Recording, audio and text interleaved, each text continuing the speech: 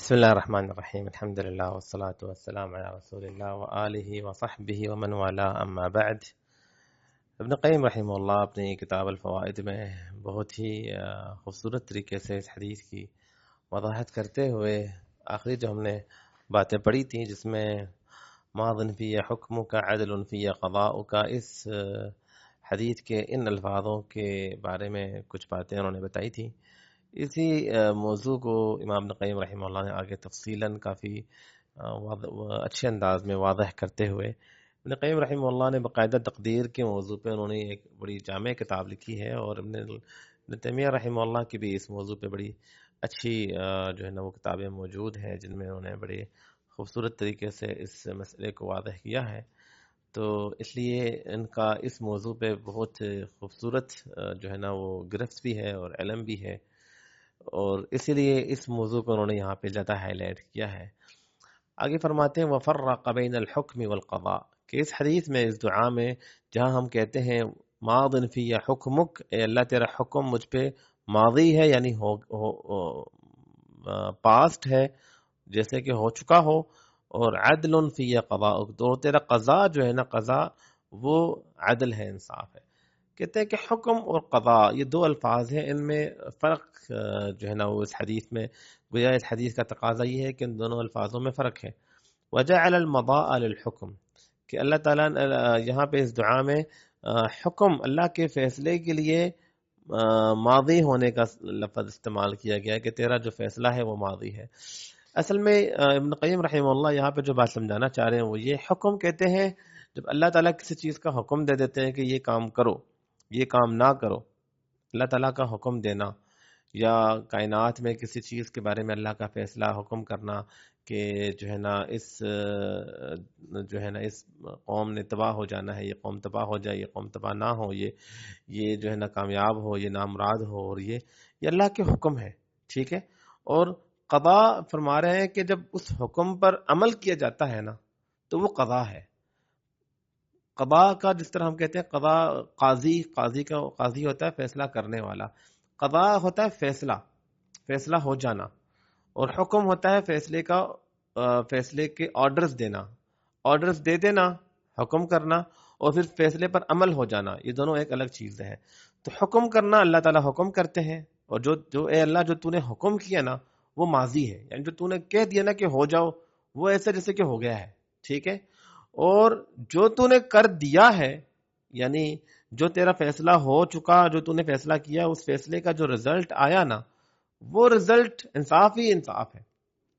تو نے کہا مر جا، تو نے کہا یہ انسان مر جائے، تو تیرا حکم تھا، تو وہ ماضی ہے، وہ مر گیا، وہ سمجھ لو کہ وہ مر گیا، یعنی وہ اتنا یقینی ہے، تیرا فیصلہ اتنا یقینی ہے کہ سمجھ دیں کہ وہ مر گیا، کیونکہ تو نے کہہ دیا، اس میں تبدیلی نہیں آ سکتی ہے، ٹھیک ہے۔ تو نے کہہ دیا کہ یہ دن ہے تو وہ دن ہے، تو نے کہہ دیا رات ہے تو رات ہے۔ اب جب تو نے کہا کہ یہ مر جائے، یا یہ صحت مند ہو جائے، یا یہ زندہ ہو جائے، تو یہ عمل ہو جانا یہ کیا ہے؟ یہ ہے تیرا فیصلہ کا رزلٹ، انجام۔ اور جو رزلٹ جو آتا ہے، جو تیرا فیصلہ جو صادر ہوتا ہے، جو فیصلے پر عمل ہوتا ہے، اس فیصلے پر عمل ہونا یہ تیرا عدل کا تقاضا کرتا ہے، کہ وہ جو فیصلہ جو تو نے کیا ہے نا، یقیناً وہ عدل پر مبنی ہے، وہ انصاف پر مبنی ہے۔ اور اس کی مزید تفصیل آگے ہم مزید سمجھیں گے جب اس فکرے کو ہم پڑھیں گے۔ فرماتے ہیں کہ حکم اور قضاء میں فرق ہے۔ جعل المضاء للحکم، اللہ کے یہاں پہ اس دعا میں حکم کے لیے لفظ ماضی استعمال کیا، کہ جو تو نے حکم کیا وہ ماضی ہے، جیسے کہ وہ ہو گیا۔ والعدل القضاء، اور قضاء کیونکہ قضاء کہتے ہیں التمام والانجاز، پورا ہونا اور مکمل ہونا، اور اس عمل کا پورا ہونا اور مکمل ہونا یہ انصاف کا تقاضا ہے۔ جس طرح قرآن میں ہے نا وَقَضَىٰ رَبُّكَ، اور تیرا رب نے یہ فیصلہ کر لیا ہے، تو فَإِنَّ حُكْمُهُ سُبْحَانَهُ يَتَنَاوَلُ حُكْمَهُ، اللہ کا جو حکم ہے، اللہ جب حکم دیتے ہیں تو فرماتے ہیں يَتَنَاوَلُ حُكْمَهُ الدِّينِي الشَّرْعِي، اس میں دو قسم کے حکم ہوتے ہیں، ایک دینی شریعت کے احکام ہیں، اور نمبر دو حُكْمُهُ الْكَوْنِي الْقَدَرِي، کائنات اور اللہ کے فیصلے کے احکام ہیں۔ ایک دین اور شریعت کے احکام ہیں، اور ایک اللہ کے فیصلے اور جو ہے نا وہ کائنات کے اقدار اور ان کے اسباب ہم دیکھتے ہیں۔ آگے اس کی وضاحت کرتے ہوئے امام ابن قیم رحمہ اللہ فرماتے ہیں وَنَوْعَانِ نَافِذَانِ، جو شریعت کے احکام اللہ صادر کرتا ہے کہ یہ شریعت کے احکام سے مراد جس طرح اللہ تعالیٰ فرماتے ہیں نماز قائم کرو، جس طرح اللہ تعالیٰ فرماتے ہیں زکوٰۃ ادا کرو، جس طریقے سے اللہ فرماتے ہیں وَلَا تَقْرَبُوا الزِّنَا، زنا کے قریب نہ جاؤ، یہ ہے شرعی احکام، ٹھیک ہے. اور جو کونی احکام ہے جس کے بارے میں اللہ فرماتے ہیں انما امرہ اذا اراد شیئا ان یقول له کن فیکون، کہ وہ اللہ جب کوئی فیصلہ کرتا ہے تو کہتا ہے ہو جا تو وہ ہو جاتا ہے. اللہ نے فیصلہ کر لیا کہ اس کو غریب کرنا ہے تو وہ غریب ہو گیا. اللہ نے فیصلہ کر لیا کہ اس کو امیر کرنا ہے تو امیر. اللہ نے فیصلہ کر دیا کہ صحت دینی ہے، اللہ نے فیصلہ کر دیا کہ صحت نہیں دینی. اللہ نے فیصلہ کر دیا کہ زندگی دینی ہے، موت دینی ہے. یہ اللہ کے کونی فیصلے ہیں، ٹھیک ہے. یہ دو قسم کے فیصلے ہیں. میں کوشش کر رہا ہوں کہ آپ کے لیے اسے مزید آسان کر کے آپ کے سامنے رکھوں. کہتے ہیں وَالنَّوْعَانِ نَافِذَانِ، دونوں جو قسم کے اللہ کے فیصلے ہیں یہ دونوں پورے ہوتے ہیں، نافذ ہیں اللہ تعالیٰ کے. ماضیان فی، دونوں اللہ کے فیصلے ماضی ہیں، حق یعنی جیسے سمجھ لیں کہ مکمل ہو گئے ہیں اور یہ اللہ کے فیصلے ہیں اور یہ حق ہے. اور ان دونوں کا تقاضا یہ ہے کہ یہ دونوں نافذ ہوں گے بندے پہ، دونوں نافذ ہونے ہیں. وَهُوَ مَقْهُورٌ تَحْتَ الْحُكْمَيْنِ، اور انسان دونوں قسم کے فیصلوں میں اللہ تعالیٰ کے حکم کے پابند ہے، اللہ کے انڈر ہے اور اللہ کی مرضی کے مطابق، یعنی اللہ کے حکم اس پر لاگو ہیں دونوں صورتوں میں. قد مضى فیہ، دونوں فیصلے اللہ کے اس پر نافذ ہو چکے ہیں. وَنَفَذَ فِيهِ شَاءَ أَمْ أَبَى، چاہے وہ چاہے یا نہ چاہے. لیکن الحکم الکونی، لیکن جو حکم کونی ہے، جو اللہ تعالیٰ کے فیصلے ہیں کہ اس کو بیماری دینی ہے، اس کو صحت دینی ہے، لا یمکنہ مخالفت، انسان کے بس میں نہیں ہے کہ اس فیصلے کی خلاف ورزی کرے. اللہ نے کہہ دیا بیمار کرنا ہے تو بیمار ہونا ہی ہے، تم چاہے کچھ بھی کر لو، تو اس فیصلے کی خلاف تم نہیں چل سکتے ہو. وَأَمَّا الدِّينِيَّ الشَّرْعِيَّ، جو اللہ تعالیٰ کے جو شریعت کے اور دینی جو احکام ہیں، فقد یخالف، تو ہو سکتا ہے کہ کبھی انسان اس کے خلاف بھی چلے، انسان اس کے خلاف بھی چل سکتا ہے. کیا مطلب؟ گویا امام ابن قیم رحمہ اللہ آسان الفاظوں میں اگر آپ اس کو سمجھنا چاہتے ہیں، کہتے ہیں کہ انسان اللہ کا بندہ ہے، پابند ہے اللہ کے حکم کا، اللہ کی شریعت کا بھی پابند ہے اور اللہ کے فیصلوں کا بھی پابند ہے. اللہ کی شریعت کا پابند اس طریقے سے ہے کہ وہ اسے عمل کرنا ہوگا جو اللہ نے اسے حکم دیا ہے، اور اگر اس پر عمل نہیں کرے گا تو وہ اللہ کا مجرم بنے گا اور وہ اس کی سزا لے گا. یعنی اللہ کا جو فیصلہ ہے نا، جو شریعت کے فیصلے ہیں، وہ اس طریقے سے لاگو ہیں کہ وہ تمہیں ہر صورت میں کرنے ہوں گے. نہیں کرو گے تو تم اللہ کے مجرم بنو گے اور تم نے اللہ کے ہاں جواب دینا اور تمہیں اس کی سزا ملے گی. اور جو اس میں دونوں فیصلے اللہ کے اٹل ہیں، لیکن جو شریعت کے فیصلے ہیں اس میں انسان کو یہ اختیار ہے کہ انسان اس پر عمل نہ کرے، اور عمل نہ کرنے کی صورت میں معافی نہیں ہے، کیونکہ وہ فیصلہ اللہ کا اٹل ہے، وہ کرنا تھا تمہارے اوپر ضروری تھا اور تم نے ہر صورت میں اس کو کرنا تھا، لیکن تو نے نہیں کیا، اب تو مجرم بن گیا. ٹھیک ہے. لیکن جو دوسرے فیصلے ہیں اللہ کے جو کونی فیصلے ہیں اس میں یہ ہے کہ اس میں انسان اپنی مرضی نہیں کر سکتا. جیسے اللہ کا یہ فیصلہ ہے کہ کافر اگر ایمان لے آئے تو وہ جنتی بن جائے. ٹھیک ہے. یہ اب وہ ایمان نہیں لے آیا تو جنتی نہیں بنا. اللہ کا فیصلہ وہی تھا کہ یہ ایمان لے آتا تو جنتی بنتا، اس میں کوئی چینجنگ نہیں آئی، لیکن وہ ایمان نہیں لایا تو جنتی نہیں بنا. بہرحال اس فکرے میں امام ابن قیم رحمہ اللہ جو بات سمجھا رہے ہیں ہمیں کہ انسان اس بات کو ذہن میں رکھ لے کہ وہ دونوں صورتوں میں جو شریعت کے احکام ہیں ان میں بھی ہم پابند ہیں، ان میں بھی ہماری مرضی نہیں چلے گی. اگر ہم اپنی مرضی کریں گے تو ہم اللہ تعالیٰ کے عذاب کو دعوت دے رہے ہیں. اور جو کونی فیصلے ہیں ان میں بھی ہماری مرضی نہیں چلتی ہے. مرضی تو ہماری کہیں پہ بھی نہیں چلتی ہے. کچھ جگہوں میں انسان کو اللہ نے اپنی مرضی کرنے کی اجازت دی ہے، اس لحاظ سے کہ اگر تو اپنی مرضی میرے خلاف ورزی کے مطابق کرے گا، میرے حکم کے خلاف کے مطابق تو عمل کرے گا تو تجھے میں سزا دوں گا. اگر تو اسی کے مطابق کرے گا جو میں نے کہا ہے تو اس کے مطابق چلے گا تو تیرے لیے اس میں اجر ہے اور اچھا بدلہ ہے. آگے فرماتے ہیں وَلَمَّا كَانَ الْقَضَاءُ هُوَ الْإِتْمَامُ، جبکہ قضاء، میں نے بتایا قضاء کہتے ہیں التمام والانجاز، پورا ہو جانا اور مکمل ہو جانا، یہ الاتمام والاکمال. یہاں پہ ابن قیم قضاء کی تشریح کرتے ہیں الاتمام، پورا ہونا اور مکمل ہونا. وَذَلِكَ إِنَّمَا يَكُونُ بَعْدَ مُضِيِّهِ، اور یہ اس چیز کے ہو جانے کے بعد ہے، وَنُفُوذِهِ، اور اس کے نافذ ہو جانے کے بعد ہے. قَالَ عَدْلٌ، اب وہ جو نافذ ہو گیا نا وہ کیا ہے؟ عدل فی قضاء. انسان کہہ رہا ہے یا اللہ جو تو نے فیصلہ نافذ کر دیا نا، اب وہ عدل ہے، انصاف ہے. ای الحکم الذی اکملتہ واتممتہ ونفذتہ فی عبدک، وہ حکم جو تو نے مکمل کر لیا، متمم کر دیا، نافذ کر دیا اپنے بندے میں نا، نافذ کر دیا، وہ تھا عدل. وہ کیا تھا؟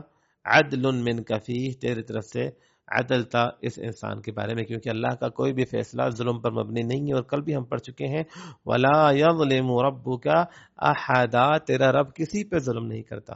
وتمت کلمۃ ربک صدقا وعدلا لا مبدل لکلماته، اللہ فرماتے ہیں اور تیرے رب کے فیصلے پورے ہو گئے سچائی کے ساتھ اور انصاف کے ساتھ.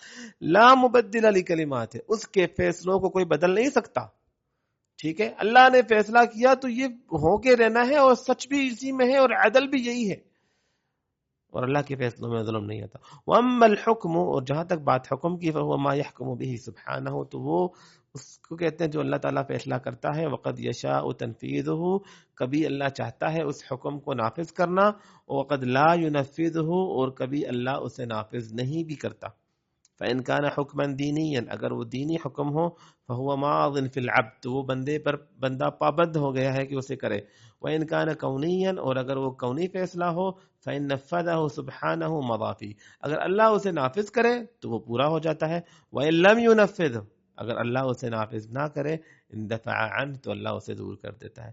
فهو سبحانه يمضي ما يقضي به، اللہ جس کا فیصلہ کرتا ہے اسے ماضی کر دیتا ہے. وغيره قد يقضي بقضاء ويقدر امرا ويقدر امرا ولا يستطيع، لیکن اللہ کے علاوہ غیر شاید فیصلہ کر سکتے ہیں. ایک جج فیصلہ کر لیتا ہے کہ اسے قتل کر دیا جائے، اس کے ہاتھ کاٹ دیے جائے، لیکن کبھی کبھی اس پر عمل نہیں بھی ہوتا، نہیں ہاتھ کاٹا جاتا، نہیں سزا دی جاتی ہے اس کا فیصلہ. لیکن اللہ نے جب کہہ دیا نا تو وہ ہونا ہے اور لازم کرنا پڑے گا. اور اس کی خلاف ورزی میں جہاں جہاں انسان کو اجازت دی گئی ہے، اگر دی گئی ہے تو صرف شرعی احکام میں اجازت گنجائش ہے انسان کے لیے. مطلب یہ انسان اس کی خلاف چل سکتا ہے، چلنا نہیں ہے. چل سکتا ہے اور چلنے میں فرق ہے. اگر آپ اس بات کو سمجھ لیں گے تو یہ قضاء اور قدر کا معاملہ آسان ہوگا. مزید قضاء اور قدر کے حوالے سے ابن قیم نے بڑی خوبصورت مثالیں دی ہیں اس کتاب میں، جن سے انشاءاللہ قضاء قدر کے حوالے سے جو بھی اشکالات ہیں وہ سارے دور ہو جائیں گے. تو اگر اس کی خلاف انسان چلے گا جو اللہ نے فیصلہ کیا، تو پھر اللہ کے پکڑ کے شکار اور اللہ کے وعید کے شکار یہ انسان ہو جاتا ہے. وہ سبحانہ یقضی و یمضی، وہ اللہ فیصلہ بھی کرتا ہے اور اس فیصلے پر عمل بھی کرتا ہے. فلاح القضاء، تو فیصلہ بھی اسی کا ہے اور عمل کروانا بھی اسی کی مرضی کے مطابق ہے. وقولہ، اور دعا میں جو یہ لفظ ہے عدل فی قضاؤک، کہ اے اللہ تیرا فیصلہ عدل ہے. یتضمن اب یہ لفظ اس لفظ کا کیا تقاضا ہے، یہ دیکھیں بڑا جامع لفظ ہے اور اس کا بہت عظیم تقاضا ہے. یتضمن جمیع قضیتہ، یتضمن جمیع قضیتہ، اس میں اللہ کے سارے فیصلے شامل ہیں. فی عبدہ، جو فیصلے اللہ کے اپنے بندے کے بارے میں، من کل الوجوہ، ہر لحاظ سے، من صحت و سقم، چاہے وہ صحت مندی ہو یا بیماری ہو. یعنی گویا اگر اللہ نے صحت مند زندگی دی ہے تو بھی یہ اس کا عدل ہے، اور اگر یہ اللہ نے بیماری دی ہے نا تو یہ بھی اس کا عدل ہے. غنن، اس اللہ نے غنی بنایا ہے تو بھی یہ عدل ہے. فقرن، فقیر بنایا ہے تو بھی یہ اس کا عدل ہے. لذت، لذت، خوشی، مزہ، یہ بھی عدل ہے. علم، تکلیف، یہ بھی علم ہے، یہ بھی اس کا عدل ہے. حیات، زندگی، موت، موت، یہ بھی اس کا عدل ہے. ایمان کا تقاضا یہ ہے کہ یا اللہ تو مجھے جس حال میں رکھے گا نا، تجھ سے بہتر میرے بارے میں کوئی بھی فیصلہ نہیں کر سکتا، اور جو تو نے میرے بارے میں فیصلہ کیا وہی میں اسی کا قابل ہوں. میں قابل تو نہیں ہوں، وہی میرے لیے بہتر ہے، وہی عدل ہے میرے معاملے میں، وہی انصاف ہے میرے معاملے میں، وہی جو ہے نا اس سے زیادہ کوئی انصاف کر ہی نہیں سکتا. تو نے موت دی نا، تو موت میرے لیے ضروری تھا. میرے عزیز کو تو نے موت دی، میرے بیٹے کو موت دی، میرے جس سے میں محبت کرتا ہوں تو نے اسے موت دی. یہ انصاف تھا تیرا. انصاف کا تقاضا ہی یہی تھا کہ اس وقت اس انسان کی موت ضروری تھی تو نے موت دی. تو یہ اقرار ہے، انسان اس دعا میں یہ اقرار کر رہا ہوتا ہے کہ اے اللہ عدل فی قضاؤک، تیرا ہر فیصلہ مجھے منظور ہے اور میرا یہ ایمان ہے کہ اے اللہ تیرا ہر فیصلہ عدل ہے، عدل کا مکمل بہترین عدل کی مثال ہے. اور پچھلی کلاس میں نے کہا تھا کہ تو عادل نہیں بلکہ تو ہے ہی عدل. وعقوبۃ و تجاوز، تو سزا دیتا ہے تو بھی یہ تیرا عدل ہے، اور تو درگزر کر دے تو بھی یہ عدل ہے. وغیرہ ذالک، اور اس کے علاوہ دیگر چیزیں. اللہ تعالیٰ کے جو بھی فیصلے ہوتے ہیں، اللہ فرماتے ہیں وَعَسَىٰ أَن تَكْرَهُ شَيْئًا، بندے ہو سکتا ہے کہ تو کسی چیز کو پسند نہیں کر رہا. بہت ساری پریشانیاں ہماری زندگی میں ایسی آتی ہیں، ہم کہتے ہیں یہ کیوں ہو رہا ہے، لیکن اللہ فرماتے ہیں وَيَجْعَلُ اللَّهُ فِيهِ خَيْرًا كَثِيرًا، اس پریشانی میں اللہ تعالیٰ بہت سارے خیر رکھتا ہے. وہ پریشانی ہمارے لیے بہت سارے خیر کے اسباب بنتے ہیں، بہت سارے خیر اس پریشانی میں چھپے ہوئے ہوتے ہیں. اللہ اکبر. ایک مومن اللہ کے فیصلوں سے راضی رہتا ہے. اللہ نے جو فیصلے کیے ہیں نا مومن کے بارے میں، شرعی فیصلے، ان پہ راضی رہتا ہے اللہ کی اطاعت کر کے. اور وہ اللہ کا بندہ ہے، چاہے وہ اطاعت کرے یا نافرمانی کرے، وہ اللہ کی اطاعت کر کے اللہ کے ان فیصلوں پہ عمل کر کے اللہ سے راضی رہتا ہے. اور اللہ کے جو تقدیری فیصلے ہیں، جو کونی فیصلے ہیں نا، ان فیصلوں پہ بھی راضی رہتا ہے، کیونکہ اسے پتا ہے کہ میں چاہوں یا نہ چاہوں وہ فیصلے بدلنے والے نہیں ہیں. اگر میں راضی رہوں گا تو اللہ مجھ سے راضی ہوگا اور میرے لیے بہتری کے دروازے کھولے گا. اگر میں ناراض رہوں گا، اللہ کے فیصلوں سے گلے کروں گا، تو اللہ مجھ سے ناراض ہو جائیں گے. یہی ہمارے سبق کا جو ہے نا، وہ ہمارے کلاس کا یہ بنیادی سبق ہے. فرماتے ہیں کہ آگے اللہ تعالیٰ نے اس بارے میں فرمایا وما اصابکم من مصیبت فبما کسبت ایدیکم. یاد رکھو جو بھی تمہارے اوپر مصیبتیں آتی ہیں وہ تمہارے اپنے ہاتھ کے کمائے ہوئے، یعنی اگر کوئی مصیبت آئی ہے تو وہ انسان تیرا اپنا کرتوت ہے. اور اگر انسان کبھی غور کرے تو یہ جو مصیبتیں آتی ہیں نا، یہ اللہ کی نعمتیں ہوتی ہیں. اللہ کے رسول صلی اللہ علیہ وسلم فرماتے ہیں کہ اگر قیامت کے دن یہ جو جنہوں نے زندگی میں تکلیفیں دیکھی ہیں، جب انہیں ان تکلیفوں کا بدلہ ملے گا تو وہ تمنا کریں گے کہ کاش کہ ہمارے جسم کے پرزے کو کاٹا گیا ہوتا منشاروں کے ساتھ، ہاریوں کے ساتھ، اور ہمیں شدید تکلیفیں ملی ہوتی. جب وہ ان تکلیفوں کا بدلہ دیکھیں گے، ما یصیب المؤمن من ہم ولا غم ولا حزن حتی الشوکۃ یشاکها. اللہ کے فرماتے ہیں جو مومن کو تکلیف، غم، پریشانی، یہاں تک کہ ایک کانٹا بھی اگر مومن کو چبھ جائے نا، ایک کانٹا، تو اللہ تعالیٰ اس کے بدلے میں بھی اس کی گناہوں کو معاف کر دیتا ہے. یہ بخار ہے، یہ بیماریاں ہیں، یہ ہمارے گناہ اس سے معاف ہوتے ہیں. گناہ جڑتے ہیں، ایسے جڑتے ہیں جیسے درخت کے خشک پتے گرتے ہیں، اس طریقے سے ہمارے گناہ گرتے ہیں ان بیماریوں کے ساتھ، ان تکلیفوں کے ساتھ، ان پریشانیوں کے ساتھ. اور خوش نصیب ہے وہ انسان جسے اللہ تعالیٰ جس کی گناہوں کو ان بیماریوں کے ذریعے دنیا میں اس کی گناہوں کو ختم کر دے. اور نہ آخرت میں اگر یہ گناہ ہمارے اعمال میں، نامہ اعمال میں، ہمارے گناہوں کے ترازو میں رکھے جائیں گے، تب تو کوئی معافی بھی نہیں ہوگی نا، تب تو معاملات بڑے خراب ہو جانے ہیں. تو اگر اللہ کوئی تکلیف دیتا ہے نا دنیا میں تو میرے اللہ کی رحمت ہے. انسان تو ایک، جس طرح ہم کہتے ہیں نا اردو میں ایک محاورہ ہے کہ جو کیچوا جو ہے نا وہ اپنے اس کنویں کو ہی اپنی دنیا سمجھ رہا ہوتا ہے کہ بس یہ کنواں ہی سارا دنیا ہے. تو ہم کیونکہ دنیا میں رہتے ہیں تو ہماری سوچ محدود ہے، ہم بس اس دنیا کے حد تک دیکھتے ہیں.